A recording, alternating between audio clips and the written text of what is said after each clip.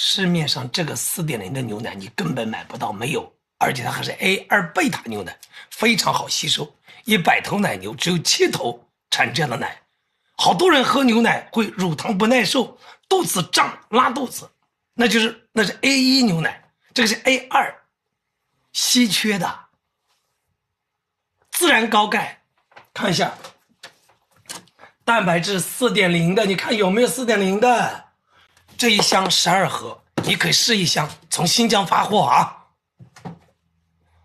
感谢大家来到大叔的直播间，我就是个做食品的人啊，我所有产品都是我自己的品牌，你不要以为像你所想你简单的时候贴牌，告诉你每个品牌都有自己的精神，有自己的品质追求。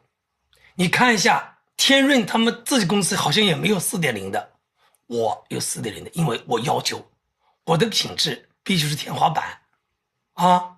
A2 贝塔牛奶谁都可以喝，这里面的钙是自然钙，很好吸收，早上1盒，下午1盒，走路像一阵风。